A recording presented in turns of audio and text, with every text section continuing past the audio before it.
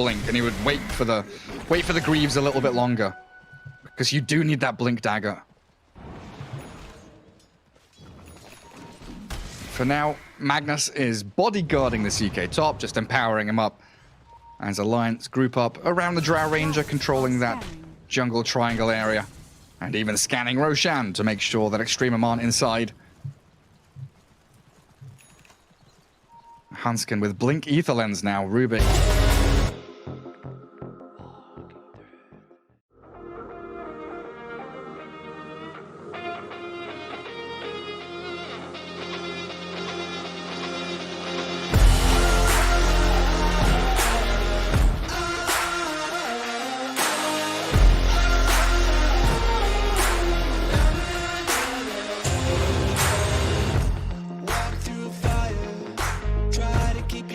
Those pickoffs, that's still what their lineup is all about. It's just not, you know, those team fights just still so damn hard.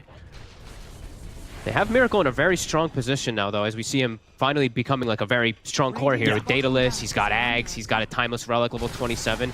He actually packs a pretty decent punch and a pretty decent amount of lockdown and silences too because of that debuff duration. Yeah, he was a key part in actually having the physical damage to kill the Kunkka just then with these crits. Yeah, he's actually gonna is pretty insane. Usually don't see that very often. But they're trying to work with that Ion Shell. We did see them trying to get aggressive. And that's exactly what they have to do. They have to just run around with the two spirits, with the Ion Shell, but they have to get kills out of it because they're so underleveled right now.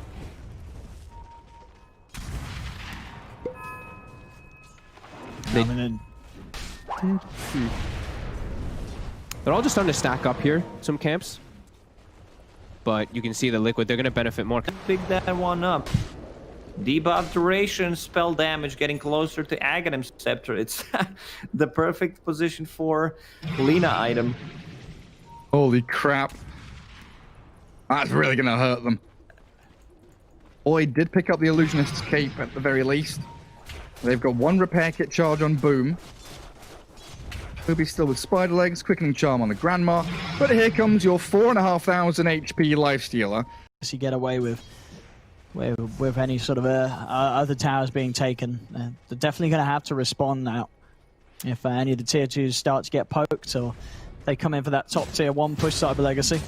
Yeah, they'll have to have Navi will have to have General set up in position if there is a tower start to get pressured, and then have the other team.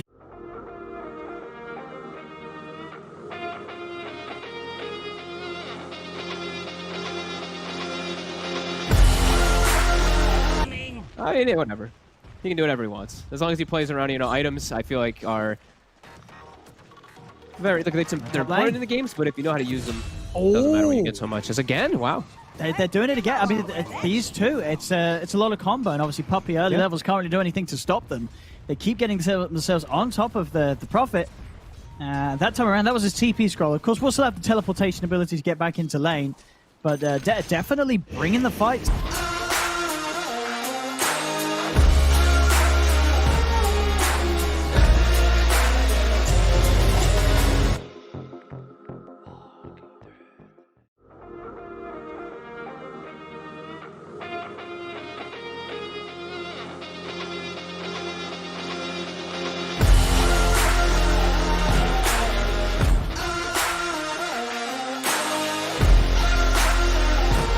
Tab. Sable's trying to pull the waves now, trying to get as much as he can. Pai's just going to chase him. Now we'll have that board to try and slow down Pai's advances. Saberlight actually opting to turn. Pai get a punch in on him. Saberlight coming back again. He's got the stick charge. Pai. This is going to be a lot of damage. He's dead. He is absolutely dead. This Soul Rip should do it. Oh no, he's absolutely not.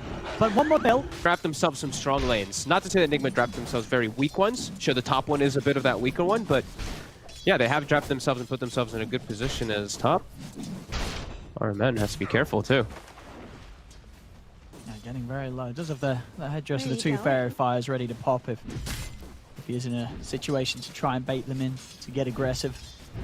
Still, while Miracle level 2, it's unlikely he's going to have anywhere near enough damage to make it a move. Of course, with the buybacks being expended to perform that defense, the net worth growth for Secret does only continue. They're now up 16k. Yeah, they got mostly what they came for there because of that.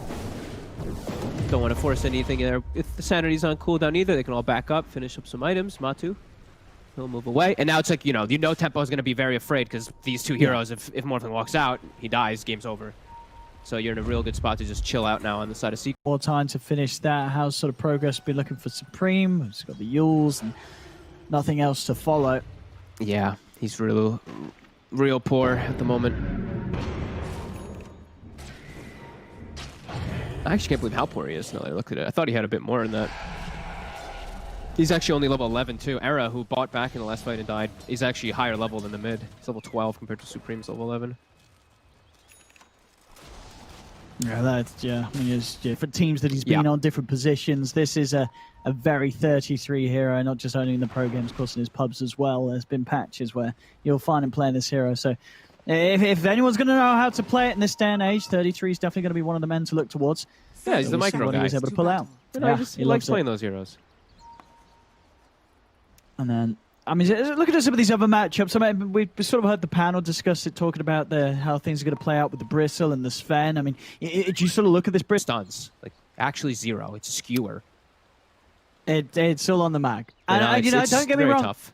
Red Bull last game, he did play a pretty good Magnus. So it's true. But it is a lot. It's a lot that he's going to have to do, a lot that he's going to have to set up for the team. Yeah, it's weird when you... The last game, it's not like all the pressure was on him to land those RPs, so he landed some pretty nice ones. He had a lot of other stuff happening. This one, it's like, yo, pressure's all on you to get those for our team fights, otherwise we... Supreme, he can't jump out. Nice movement from Ace to join up towards the mid. Phoenix did come out from Era just in case Supreme was able to jump to the high ground and to offer that extra bit of safety and coverage, but ends up not really achieving much at all with Supreme already dying due to that nice little rotation from Ace. He may be hitting the creeps like a good old carry, but not one to stray away from a team fight that gets presented on his doorstep. His team, as the three-pronged attack on the Radiant base begins, every lane shoved in towards these ramps, and high ground about to be broken. Drow Ranger keeping vision as they do. Inkswell, blink skewer back. Drow Ranger is going to try and mount a dodge away from this and succeeding so far. Nico Baby pops the BKB, turns the battle. Soul bound up with the S4 Sand King though, and in comes the CK. Reality Rift forward, they can't clear the illusions now. They'll lose S4, but they kept Nico Baby alive. The Drow Ranger... Doesn't look like this smoke is going to find Mongolems anything for now. It looks like they're knowing though. They're like, these guys are just splitting up on the entire map. Like, there's a Phoenix showing in bottom lane. There's a Bristleback showing in top, and then we got a glimpse of somebody else near the mid lane. So they're trying to capitalize on the Liquids all just split up. And now they got a good ward down too, so they're watching Boxy. And all the time during this, they're pinging Taiga. They know that the Phoenix is down bottom. It's gonna be some extra attack speed on Alchemist. There's AC. Also, I mean, the Beastmaster aura on top of that. Like, Alchemist is gonna hit like a truck. He is going to be an absolute beast. Who does he start giving Aghanim Scepters to? He's got Ags queued up. Give one to Rubik. Monkey King already bought the one for himself. Mag is like and Requiem. Especially at this period of the game where Terrorblade, for example, Bloodseeker don't have BKBs. Doom is still a good few hundred away from finishing that recipe. And now the fear is in the back of the heads of Hellraisers. They're hiding their Terrorblade in their base. Look where Bloodseeker is farming. That's what I told you. It's what I said. Attention has been put onto this Meepo. By quite a bit. He's 2 levels above him, and he's about to pass that net worth. Interesting to see Yatoro queuing up the Silver Edge. I mean, what do you think he feels that's going to do for him at this stage? Catch the split push, because they're just literally full playing split push. That's what I would think, at least. Okay.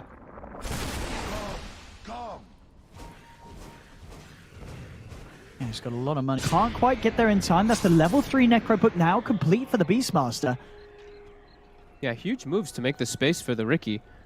And bottom lane, Midboard's got to be careful. I mean, they're watching from the sidelines. They've got an RP. No blink, though. If they can steer an RP and drop it... Well, they haven't got the death wall for 20 seconds. Mid one's playing a bit careful. They know here. he pinged it. He saw. Yeah. He got us. He got us. Yeah, vision for flares them. out as well.